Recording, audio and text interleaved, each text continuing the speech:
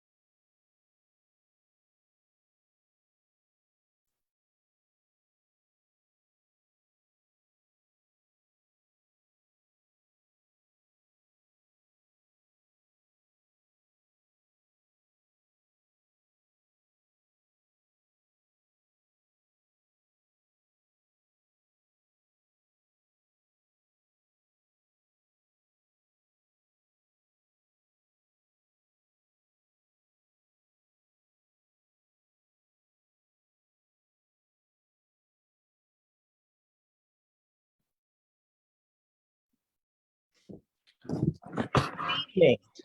My name is Georgette Bowman, and I am the president of Trenton Alumni Chapter of Delta Sigma Theta Sorority Incorporated.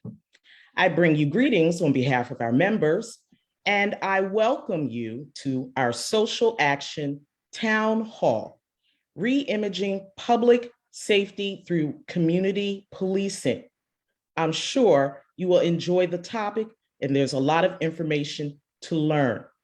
At this time, I bring you Soror Anita Wimple, who is co-chair of Social Action.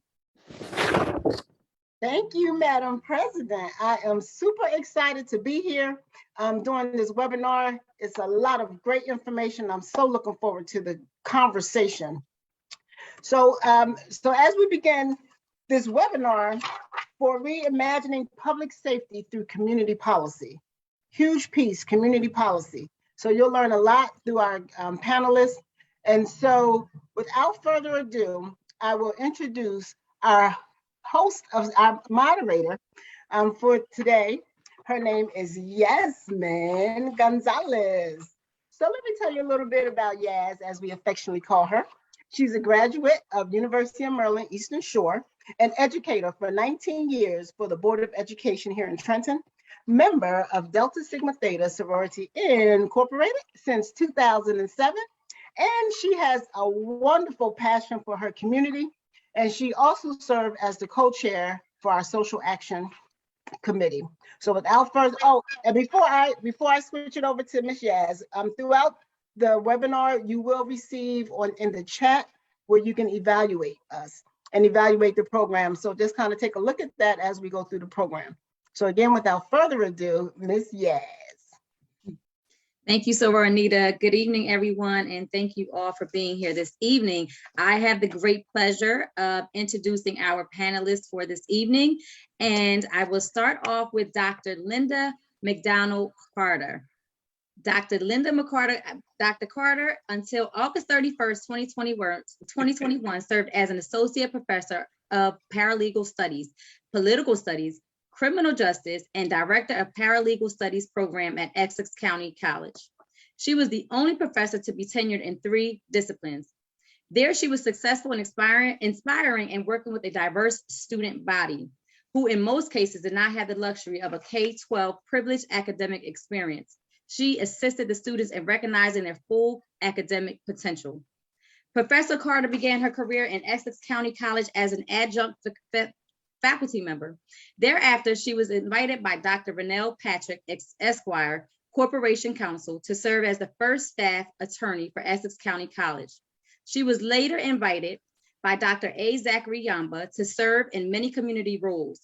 In addition to being employed as a special assistant to the president and director of Board of Affairs, she has continued her commitment to the college and the community of Newark in many ways. She not only served as a director of the Paralegal Studies program, but as coordinator of political science. She was active and engaged in academic scholarship. She bridged histories through Latino history and culture at the Graduate Center of the City University of New York. She was also a contributor to the New Jersey State Bar Association Diversity Committee newsletter and recently penned the introduction to a report on Reimagining Newark 1967, public safety funded by former President Barack Obama's foundation. Professor Carter was a partner in the largest Black women law firm in the state of New Jersey. She remains a sole practitioner specializing in preventive law. Dr. Carter is not only licensed to practice law in New Jersey at every level, but also before the United States Supreme Court. So thank you, Dr. Linda, for being with us this evening. We appreciate your time. Thank you. Thank you so much.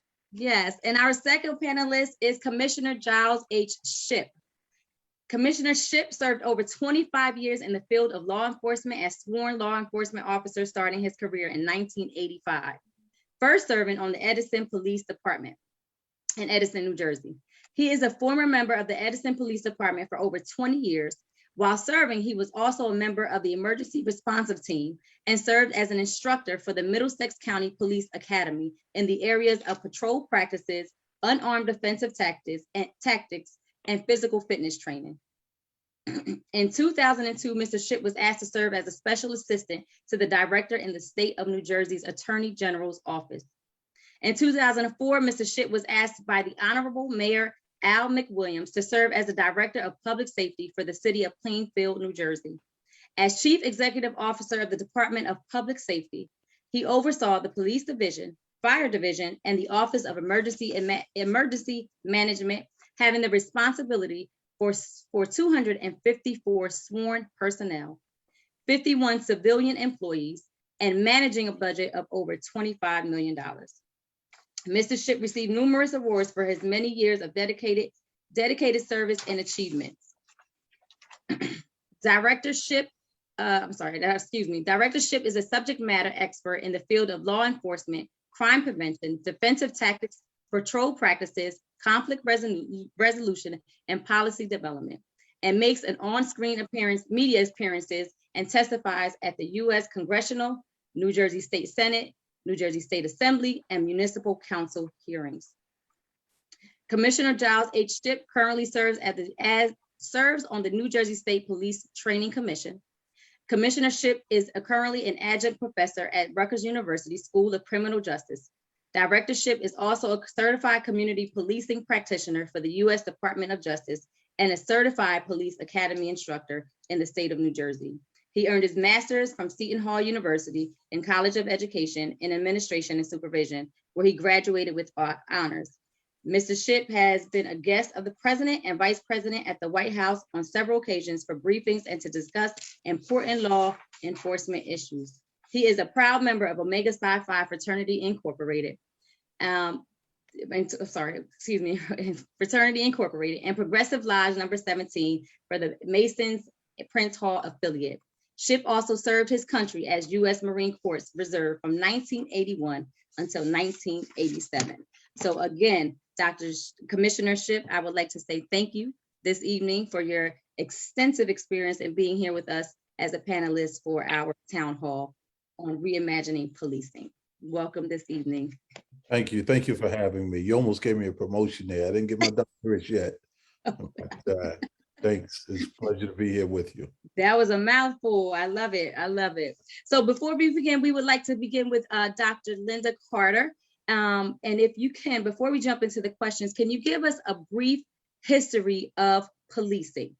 First, I want to thank the Trenton Alumni and Delta Sigma Theta Incorporated Social Justice Committee for inviting me to do this. So I really appreciate it, especially since you guys found me on the internet. So I really appreciate that. Okay, basically I did the report Reimagining Policing 1967, and I extracted that because I thought it would be helpful in terms of making sure I give you all the information you need, at least some foundational information about the history of policing in the United States. So to begin, how can anything be reimagined if you do not know what is at the root of what is to be reimagined, particularly policing in America? To do this, one must know real history, not the narrative of lies, misleading newspaper accounts, and propaganda designed purposely to justify an outcome that neglects a people. To explain and discuss any reimagining of policing in this country, and in particular, any city in particular populated by Black, brown, or indigenous people, the story must begin with the founding of the United States and the resulting free labor provided by the foundation of the US and global economic system, chattel slavery, from which the US has thrived economically since its inception. Furthermore, we must know the original purpose of the Second Amendment, which was to arm white people to control the Black population due to massive fear about slave revolts. Black people demanding their freedom and being willing to engage in uprisings to gain it. We must also examine how this fear is connected to and integrated with the origins and evolution of American policing. The Second Amendment was not about guns, it was about the fear of Black people. This assertion is the foundation of the second. There's a book by Emory University professor Carol Anderson in which she examines the racist roots of the constitutional right to bear arms, because policing is integrated in that. The relationship between chattel slavery and the origins and evolution of policing in the US cannot be ignored. The origin, evolution, purpose, and function of slave catchers and slave patrols, Black codes, which were the restrictions on the rights of Black people after chattel slavery, lynchings, and domestic terrorism perpetuated by the Ku Klux Klan were at the root and heart of conditions contributing and leading to the great migration of Black people in the southern part of the US to the urban manufacturing cities around the country. Black people were only seeking opportunities to enhance their lives and live with dignity. It would be pure injustice, disrespect, and devaluing of their humanity to ignore the atrocities, the indignities, and the terror experienced and suffered by them, and in too many instances carried out and provoked by police in the South, compelling them to take the risk and flee to the North, cities like Newark and place Philadelphia and other cities throughout the North and Western parts of the United States. Even when there were many demonstrated instances of Black people in whole communities doing everything that white supremacist systems profess that Black folks should do, pull themselves up by their bootstraps, the domestic terrorism continued. This ignoring the fact that Black folks had no bootstraps yet to pull up, and in many cases succeeded in making a way out of no way, was demonstrated in multiple Black communities such as Tulsa, Oklahoma, Greensboro, North Carolina, Rosewood, Florida, and in over 200 undocumented self-sufficient communities. The migration of Black people from the southern part of the US to the north and west of the country dwarfed every other migratory event in the history of America. Consequently, it is essential to recognize and fundamental to understanding not only why and how Black folks fled to the north and other urban manufacturing centers around this country, but also provide them with a snapshot of the humanity, the energy, vibration, and essence of who these individuals were, and in the collective historical culture of the community. So when we talk about policing in the United States, you have to understand where the roots were, which is different than in other places. Not that policing didn't exist. There were police, and there's a history that preceded in Europe. But for our purposes in this country, we have to understand what's going on today and some of the dynamics that we've seen in the interaction of police. It's really rooted and based in the fact that this profession was once the profession of catching slaves. And I should say chattel slaves, because slavery and chattel slavery were different. Chattel slavery meant you were property. Slavery, you were still human, but you were subjugated to other people. So that's my comment for today. Thank you, Dr. Linda, for that brief history of policing, which we kind of still see today, the mindset of today. So we'll jump right into the questions. Dr. Giles, if you don't mind, we're going to begin with one. What is meant by community, in your opinion, what is meant by community policing, and what kinds of tactics does it entail? First, let me tell you what community policing is not. Community policing is not having a jamboree. Community policing is not having an event with the Girl Scouts. Community policing is not giving toys around Christmas time. Now, what I mean by that, just those things individually is not community policing. If it's tied to an overall strategy, then that could be an aspect of it. But what community policing is, it's a department-wide philosophy that promotes organizational strategies that support the systematic use of partnerships, and problem-solving techniques to proactively address the immediate conditions that give rise to public safety issues, such as crime, social disorder, and fear of crime. And what I mean by that is there's three key components to community policing. One component is community partnerships. You have to develop collaborative partnerships between the law enforcement agencies and the individuals and organizations they serve to develop real solutions to problems and increase trust in police. Let me be a little more specific about that. When there's empirical data to support what I'm talking about now. When police and community partner together in a real partnership, not police dictating to communities on how they're going to be police. That doesn't happen in any other communities. It happens mostly in Black and brown communities and usually in underserved communities.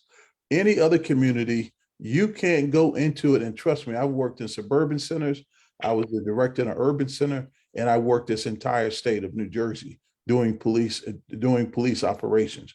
And I'm gonna tell you right now, you're not going to police the way you police in an urban center the way you police in Alpine. All right. So, and that's up to the community to make sure that their law enforcement agency treats them that way. So, community partnerships. The other component, a second component, is organizational transformation.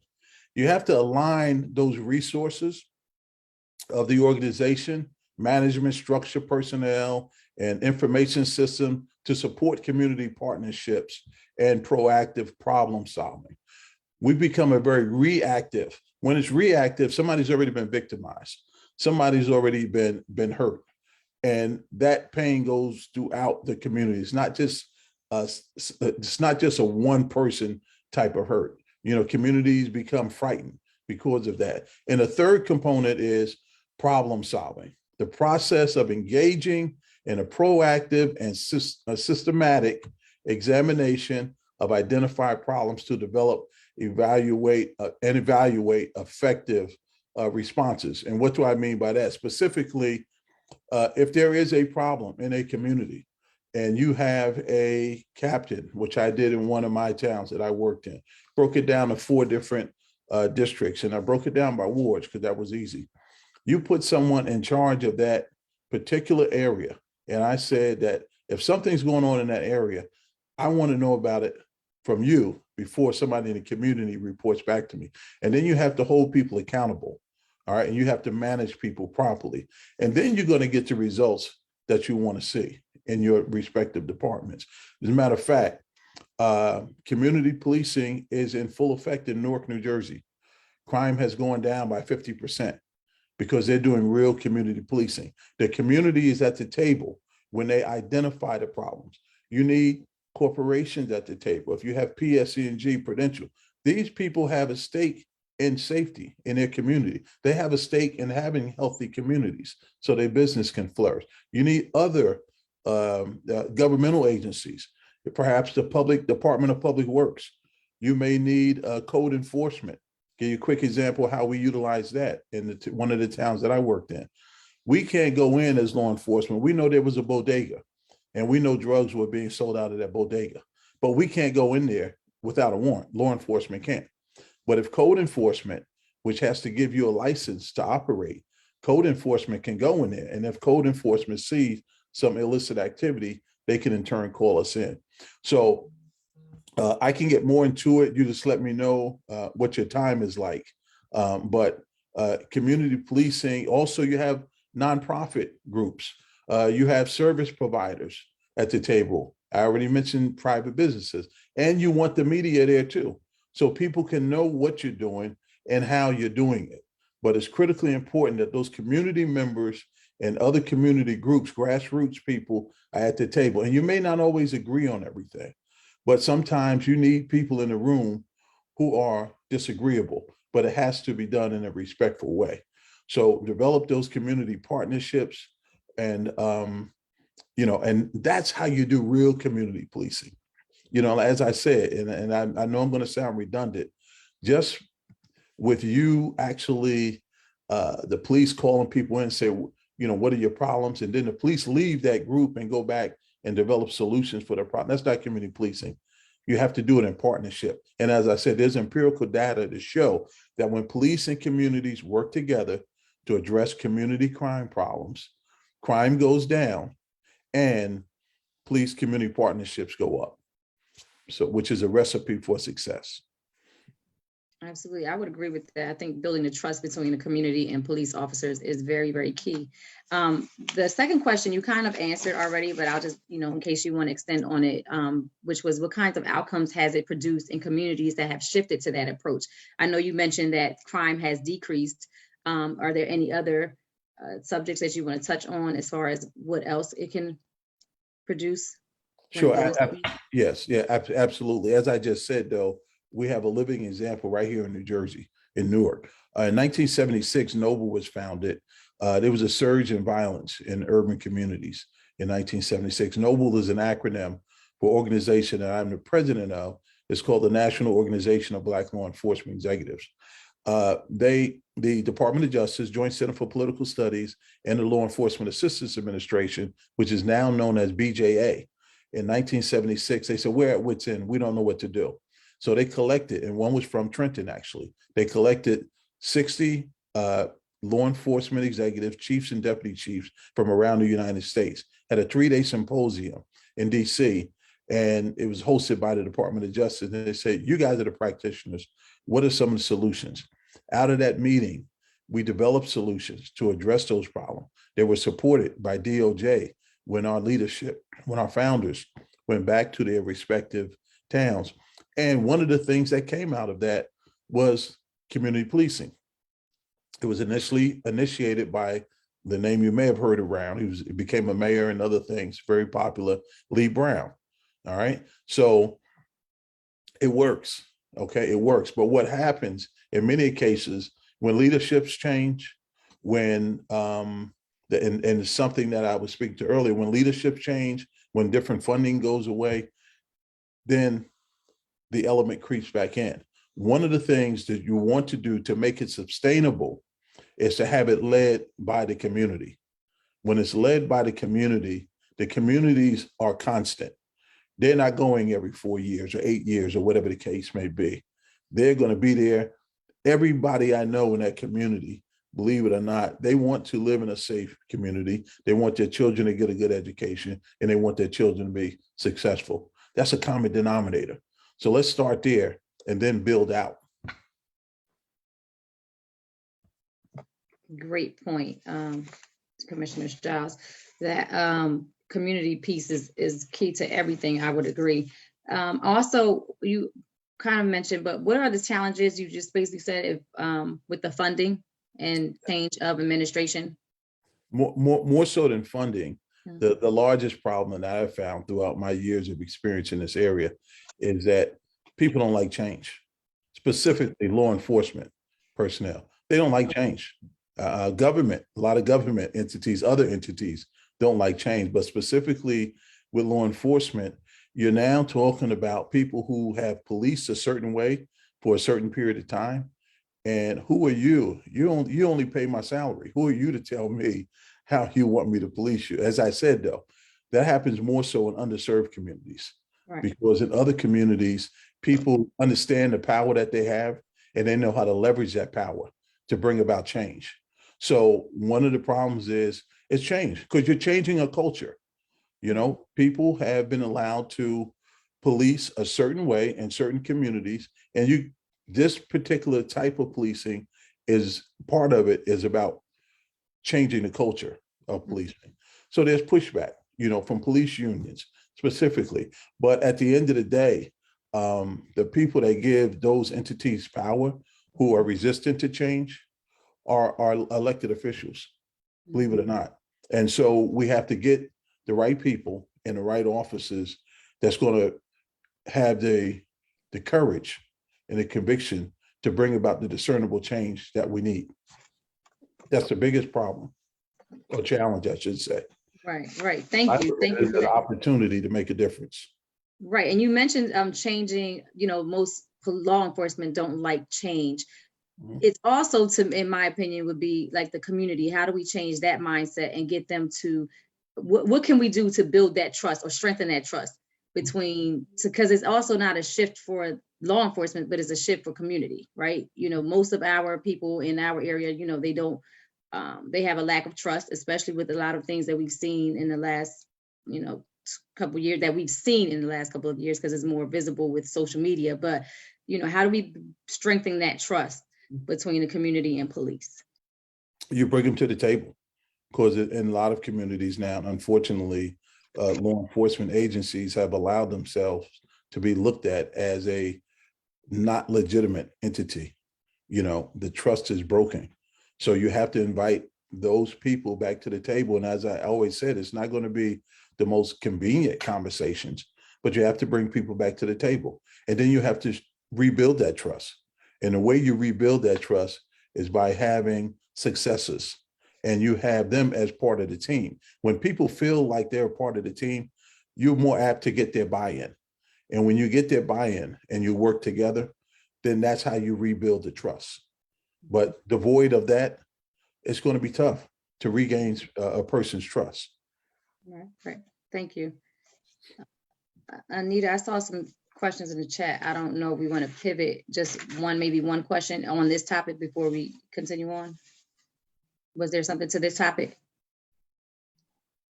I think. Sure, I'll start with one. We have two of them in there. The first one is, how do you get the police departments to buy into the idea of community policing when there is no trust in them and they do not trust the community? Oh, okay. That's from Linda. It starts with the leadership. The leadership in your police organization can make the world of a difference. And that leader has to send that signal down that this is the way we're going to police, and then he has to be supported by the mayor and the council. And then it's up to him to make sure that the people that work under him will, in fact, do their job. And you got to hold people accountable. We created recently, in my early days of policing, CompStat came about, which is an abbreviation for computer statistics. That's one tool that you use to measure what you're doing and how effective you're going to be. One of the things we do also, unfortunately, in the government services a lot, is that regardless of whether we write one report or we write 10 reports that week, we generally get the same salary. And we really don't measure enough of what we're doing to actually to see if it's effective and having an impact. All right. So we have to measure it, and we have to hold people to a level of accountability. And if somebody steps outside of that, the punishment for that has to be swift and certain. And that's how that's how you get the buy-in. And you know what? Unfortunately, there may have to be an example or two. Somebody may have to be terminated. But this is not a spectator sport. All right. When you're policing communities, you have to be out there, you have to be working, and you have to be collaborating with those people who you took an oath to serve. Mm-hmm. You took a sworn oath to serve.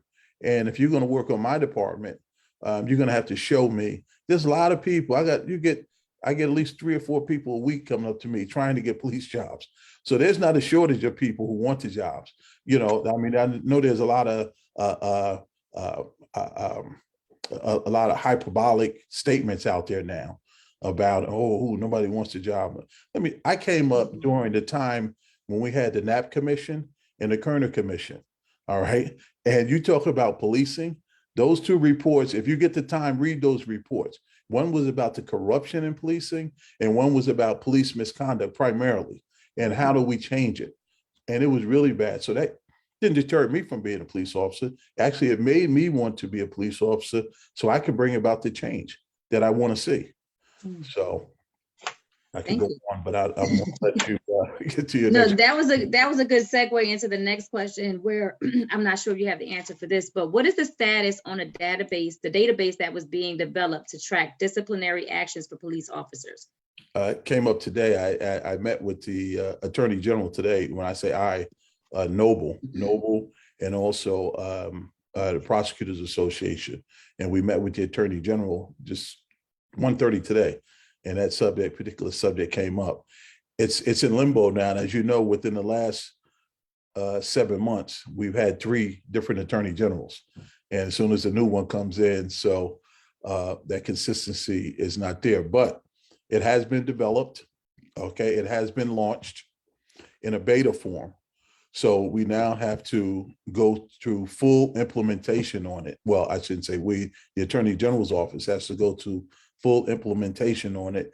And let me just say this while I'm there, is that, you know, we force the hands of the Attorney Generals and other policymakers to implement that. All right, implement. We have to also collaborate with other organizations like your own Delta Sigma Theta, Omega Psi Phi, and all of the Divine Nine, and any other group, Prince Hall Masons, and any other group. We have to collaborate and to develop an agenda on policy, on legislation, and anything else that we want to bring about change in that area. All right. So things like this are not just going to happen. We have to make them happen. The reason why we have an independent prosecutor legislation now is because groups, grassroots groups in the community came together, and we went down to, and it was, some of this was led by some of your own legislators, Senator Turner, Senator Verlina Reynolds Jackson. You know, we went out and we said, you know what, we want an independent view on these questionable shootings or any police involved interaction that results in death.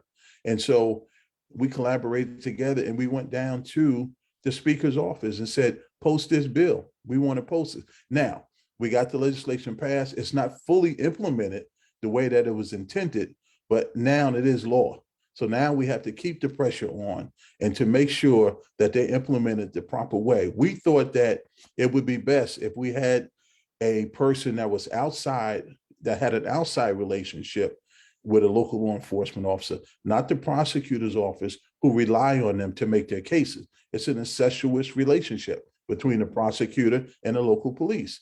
So let's let an independent, more independent eye, the Attorney General's office, look at that case and make a determination on what the charges were going to be. So, you know, as I said, again, this is not a spectator sport.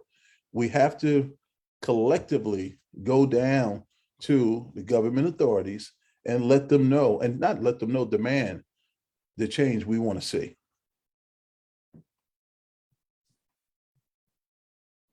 Thank you, Commissioner Shipp. Leading into that, what is the best way you would think what is the best way for someone to respond to an officer when you've been pulled over? Okay, now it's patrol operations. I taught that in the academy, and that was another subject that came up today. But I'm going to tell you from a practical law enforcement perspective, and I will let Dr. Carter handle give a legal response to that. But in a practical way, what you should do anytime you're stopped in a motor vehicle situation, you should turn on your interior light. Now, I'm not saying if you have something in there that you don't want to be seen to turn it on, but don't get me wrong, but you should be polite, courteous, and respectful. And let me tell you why. Because now with something else that we pushed for and ultimately became legislation is body-worn cameras. So when the officers approach your vehicles now, they should have a body-worn camera on. So that account of that stop, or a dash cam on, that account of that stop should be recorded. So if somebody treats you unfairly or disrespectful, there should be a record being made of it. You don't want to, we have a program called the Law in Your Community. And it came about when so many young people were getting shot by police because they said they made a furtive movement. So you want to keep your movement to a minimal. I'm not saying you have to be a statue, but right, you know, not reaching around, grabbing different things, because look, if you're treated improperly, if you're alive in here, we can deal with it. If right, you're not, you know, it's much more challenging for us to get the truth, the full truth of the matter. So right, if you feel like you've been treated disrespectfully, that's not the platform you should handle it on out in the street, because what you can do is just increase whatever penalties there were. It may not even going to give you a penalty, but if not, then you have other issues, you know, and they can compile. So just courteous and respectful. And then if you weren't treated right, then you can report it to the proper authorities. You can report it to your local police department. If you don't feel comfortable with that, you can report it to your prosecutor's office. And now there's a policy in place where you can report it to the attorney general's office, and they have to respond to you in 30 days, within 30 days. So that would be my recommendation. Mention Dr. Carter. I would just add, some of the things that Giles has said. As he said, we can't guarantee. We can tell now, since George Floyd and a host of other things, there's no guarantee that you're going to come out alive, but you want to think positive. So, as he said, avoid making sudden movements. Do not carry weapons, at least in New Jersey and other states, and Giles can speak to that. Do not touch police officers or violate his or her person. Try to stay as far away from them as you can under the circumstances. Remain calm, as Giles said, remain calm and avoid being argumentative, and comply first when you, comply first, and then later on speak to the necessary persons. The other thing I would just add, because recently, within the year, there were 3 young Black lawyers out of Minnesota who created an app. And the purpose of the app is so that, one, you'll have an attorney watching everything once you're stopped. So you can turn it on once you stop. And even though the police have a camera, you have your own camera and it's recording. There's a attorney on the end, and everything is being recorded. And the attorney, hopefully, based on the circumstances, can be providing you with direction as things go on. Now, the app is for sale. However, what I suggested to the young men, especially since all these companies were saying they Black Lives Matter and they're all into social justice, at least they were marketing that. I suggested that they get these companies who were holding themselves out as one to engage in, helping the communities that are basically hurt the most. That one of the things they could do is pay for the apps for different populations of individuals. So that's a recommendation that I made to the gentleman, but that's available. There are like 2 other apps, but that's the one I'm most familiar with because I've been trying to get attorneys in this area to consider doing something like that. Even though it's volunteer, ultimately it's a good marketing tool for attorneys to consider. So that's what I would add to what was said already. Dr. Carter, can you share that name once again of the app? Just in case. Turn Signal, TURN SIGNL app, and it aims to help everyone get home safely after a traffic stop. That was great. If I can too, Yaz, if I can just add one more thing to that too. When you get your license, and I'm not a lawyer, when you get your license, it's a per se law. All right. So there are certain things that you agree to once you receive your license. You agree to that if an officer stops you, you will display your driver's license, your registration, and your insurance card. All right. People forget too. That's not. I said per se law, but that's not a constitution. Driving is a right. Right. It's not a privilege. Driving is a privilege. It's not a right. Rights are granted to you by the Constitution. All right. That driving is a privilege. It's something granted to you by the state. So people get that twisted a little bit. So when the police officer asks you for those documents, they don't have to tell you up front what you've necessarily been stopped for. Now, what I used to teach people in the academy, go up to the vehicle, introduce yourself, and then advise the person as to why you're being stopped. And they usually, depending upon the first words out of your mouth, can determine the outcome of that entire interaction. That's why I tell people always, you have more to gain, right? You have more to gain and less to lose by being professional and courteous. All right. Like I said, we can always deal with the mistreatment afterwards. Misconduct, that's the easier part, but most importantly, we want you to make it back home that night, or your children to make it back home and be safe. Absolutely. Survive that encounter. Unfortunately, I have to say it that way, but that's the reality. Thank you for that input. I'm going to just pivot quickly to Silver Anita, so she can ask one of the questions that one of the participants asked. Absolutely. And let me just say before I move any further, I love this conversation, but why y'all let me introduce it as community policy and not policing? I'm just saying, I'm just going to correct myself. It was community policing. I'm like community policy, community policing. So we missed that. It's okay. one of the questions from Sora Dr. Donnie Johnson is, how do we get out our community? How do we get our communities to work together to stop the violence? Well, we have to, it's, once people get to the level of, there's a lot of reasons why there's violence. People are hurting. Hurt people hurt people. And it's as simple as that. So what we have to do is try to get them at the earliest age possible and see what issues they have and address those issues at that time. Because if we wait till they become young adults, we've already missed the boat. I'm not saying that still we don't need, I'm saying we don't need to intervene in someone's life at any point. You can still help them. But the earlier we catch them and identify what their problems are, a lot of us, you all in education, you have a front seat to, what young people specifically are going through, but most people, one of the unfortunate things, we wait too late. So we have to be more proactive, and it has to be organizations like yours and mine, to mentor these younger people. We have the Omega Leadership Institute. I'm sure, and I know you all have the I forget the name of it, but you all have a group, I know the Kappas have a group. Delta Academy. Yes, that's right. So we have to do more of that. And it's just, all the weight just can't be on us. Others in the community have to do that, just like it was done for me when I was growing up. So that's the only way you're going to do it. You're not going to suppress your way out of this with law enforcement. We can try to keep a cap on it, but at the end of the day, you have to change the way people think in order for it to be more sustainable.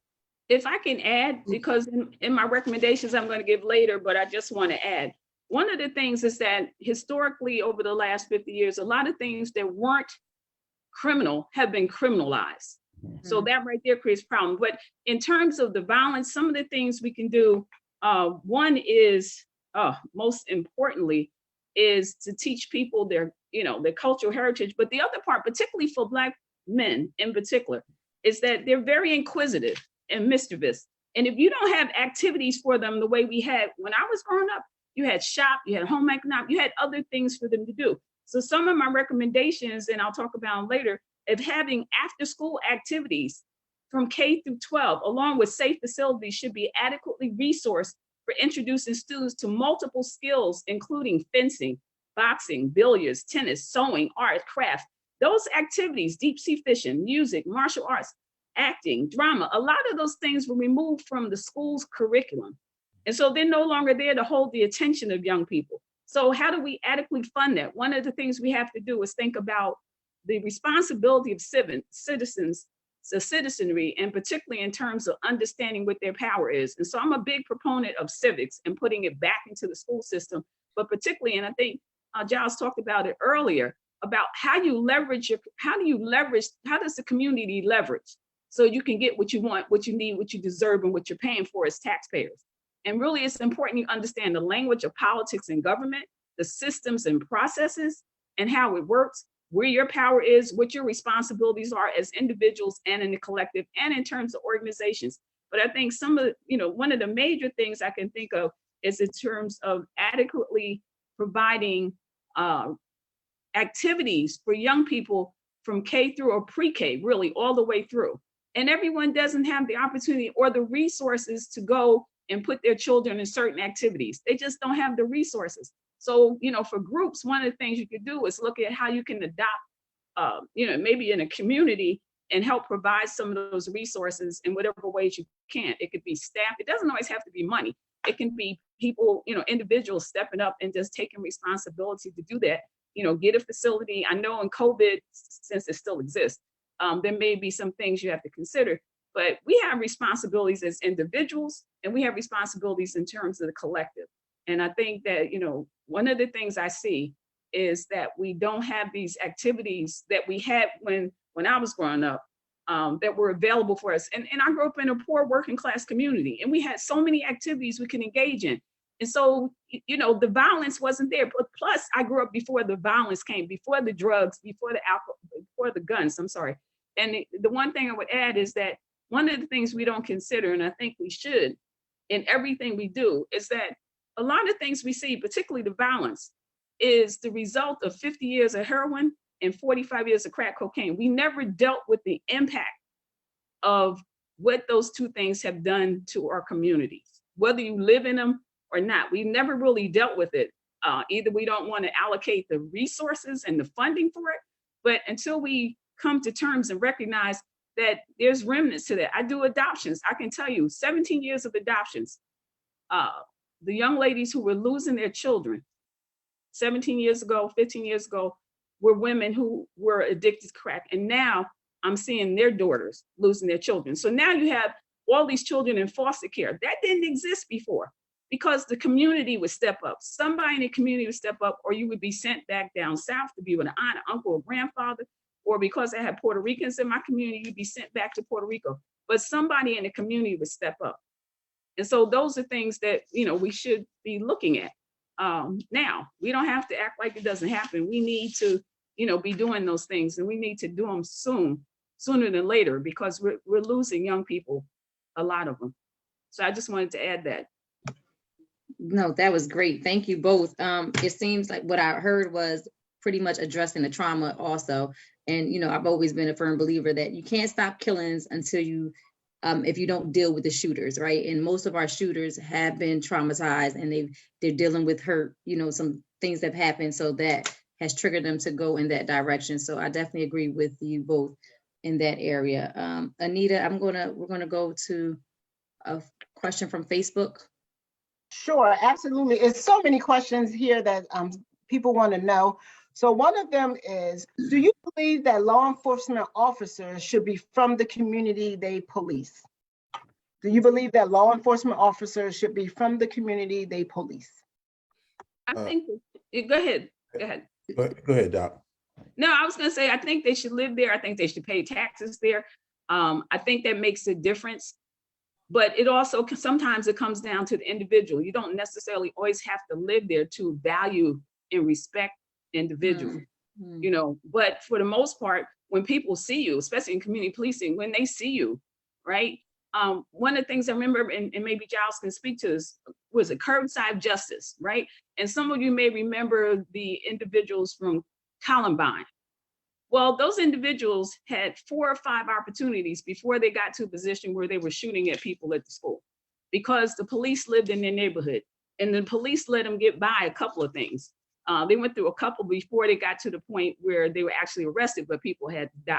But the fact is, they were never they were given so many opportunities because the police lived in their neighborhood. And it was a wealthy neighborhood. In the neighborhood I live in, it would make a big difference for people to see individuals who serve the public, right? Who are public servants, who recognize that the taxpayers are paying their salary, live in that community. I think that would make a big difference. But again, sometimes it's not necessarily where you live. It can just be the individual in their training and how they value other people. Yes, and I would just add to that absolutely, there are a tremendous amount of benefits to having a law enforcement agency that's from the community, that understands the community, and that has relationships already in that community. Tremendous amount of benefits from that. And also people that have stake in that community. If you look at it as a job, a law enforcement career is not a job. It's a profession. And it's a profession that you have to put your heart and soul into and take very seriously if you want to be effective. If a job, I used to work in Trenton in the state government. And let me tell you something, I see people coming out of that door at 4:30. If you better be in there before that, otherwise you'll be run over. That's what you do when you have a job. But law enforcement profession is one of those type of professions like teaching. All right. You have to be dedicated to it. And so if you're from that community, you have a stake in that community, you want to see that community thrive, absolutely, you're going to do better and you're going to create a better force. Doesn't mean that someone that live outside of that community can't be a good police officer. But I think that if a person is from that community, I can tell you this, you're probably going to get a better performance out of them if all other factors are equal, without a doubt. I got a quick question. And I know I'm not asking questions, but should we be using the term law enforcement or public safety officers? I prefer peace officers, Okay, you know. because law enforcement, as Martin Luther King said, just because it's legal doesn't mean it's right. Otherwise we were all chattel slave with our, ancestors. And if that was the case and that was legal, we need to, really take a look at that. So anyway. Correct. And we just pushed back. They just passed legislation to have corrections officers now called police officers. I don't have a problem with corrections officers. My first job was at Raleigh State Prison. I admired them because I don't know if I could have done that for 25 years, but at the end of the day, you have to understand what that job is. And that job is the care and custody of people who are incarcerated. All right. That's the job. Policing is different. All right. As a matter of fact, 80 to 85% of what we do in the policing profession help solve problems. I would say about 15% of the time, it depending upon where you're working or where your area you're policing in and how many issues you have there. Most of the time, though, in any particular town, you're not making arrests. All right. So that's why I like the term as peace officers. And I also like a guardian style of policing versus a warrior style of policing. Because guardian also embodied in that statement is that I'm a caregiver for those that I serve. And that was part of the meeting we had today with the Attorney General too. We want to change the philosophy in the police academies to more of a guardian style of training and a guardian mentality versus a warrior mentality. Not only because it's the right thing to do, but we also know that the results are better when you work with communities. As a matter of fact, communities will be your largest asset if you police in a fair and an effective way. Thank you for your input. I know we are about 9 minutes out. So we're getting short on time. We're going to have time for maybe one more question before we close out with any closing remarks. Anita, do you want to do one from Facebook? I just want to give the Facebook participants an opportunity. Absolutely. So this one, it says, how effective is broken window policing in urban areas? Well, it depends on one, who's implementing it. All right. So that's critically important. I understand the philosophy. I know the creators of it, George Kelly, but when they created it, it wasn't, there was some gaps, but nevertheless, even if we get to that point, and it's good. Nobody wants social disorder in any way in their respective communities. All right. You approach it the right way, you can still address it. All right. But the problem is now, once we got all the broken windows fixed, then what? I mean, you can say no to drugs, but say yes to what? While you're doing these things, and especially from a suppressive aspect, there's 3 levels. There's prevention, intervention, and suppression, and what we talk about in law enforcement.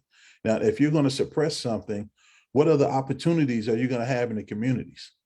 All right. If this person doesn't have an opportunity to get a job, all right, they're going to, I don't care what you do, it's going to be another group coming up right behind them to do the same, to repeat that cycle.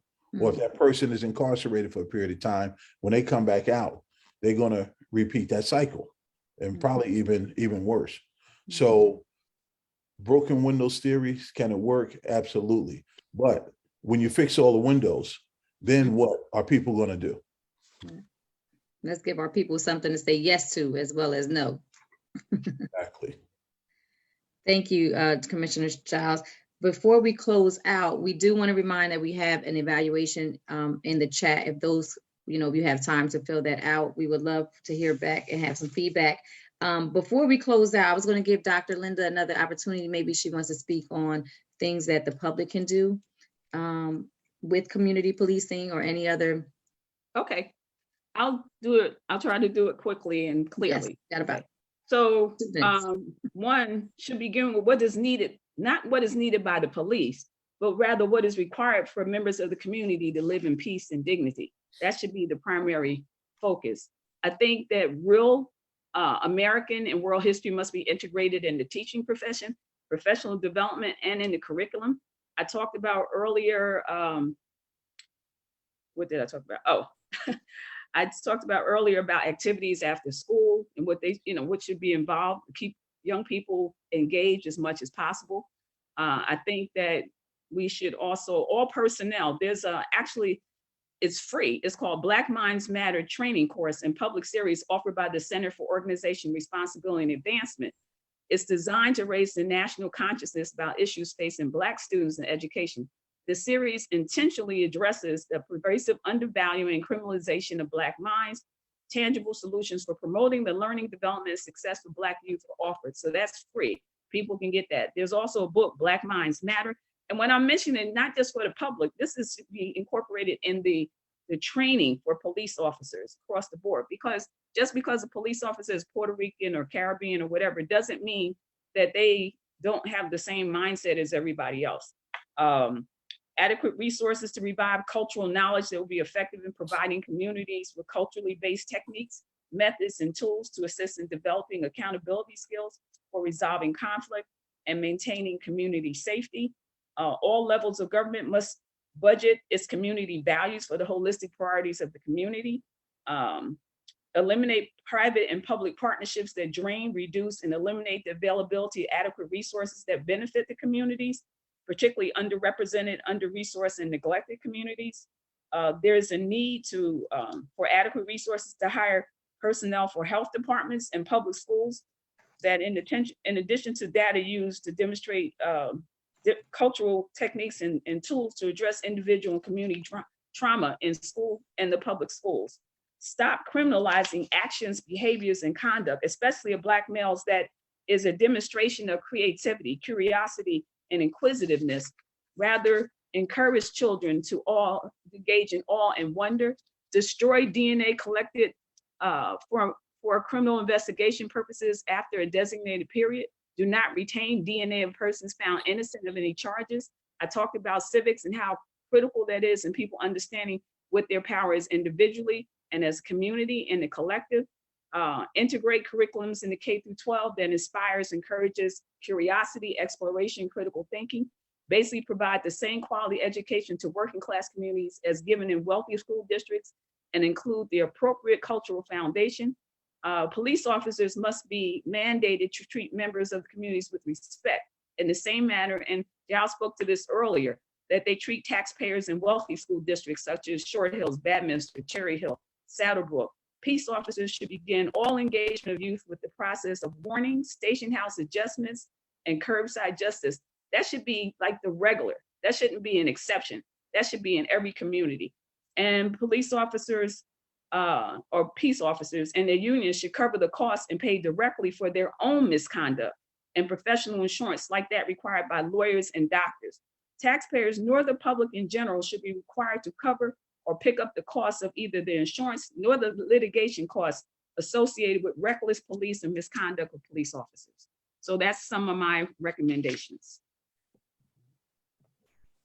Wow, thank you, Dr. Linda, for being one of our panelists for this evening.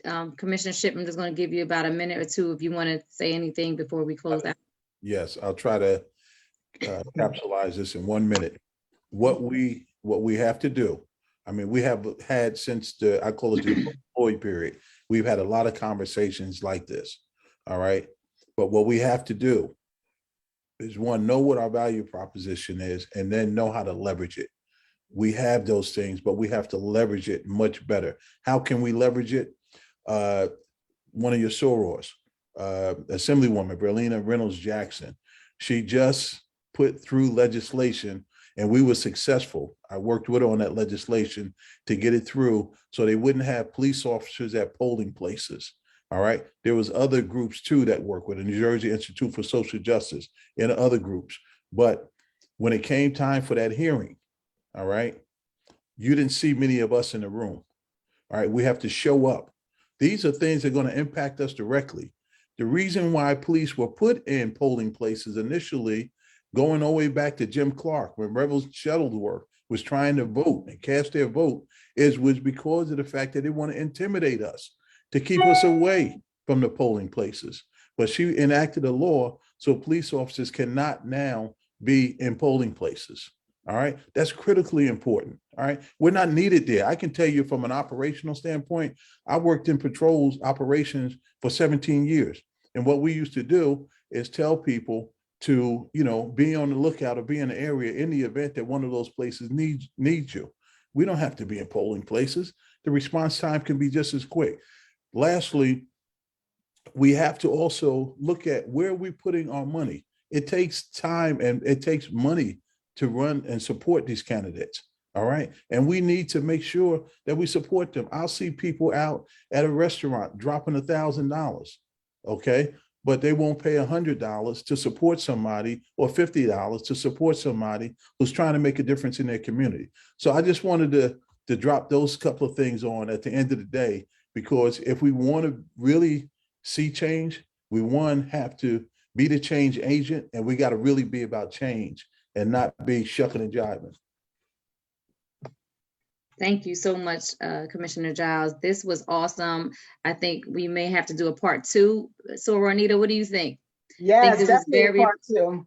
Very informative, and we are so lucky to have you two who are very knowledgeable in this area be with us this evening. So, Anita, I just want to say thank you to our panelists, and I'm going to throw it back to you all. To you, Anita. Great job. Thank you, Yaz. You did a great job with moderating. Thank you, panelists. This was so much needed in our community. The information is huge. There's still so many questions in the chat that we didn't get to today. So I do agree that it needs to be a part 2. And so there was a lot of takeaways with collaborative and being a part of the change. So there's a lot of work still needs to be done.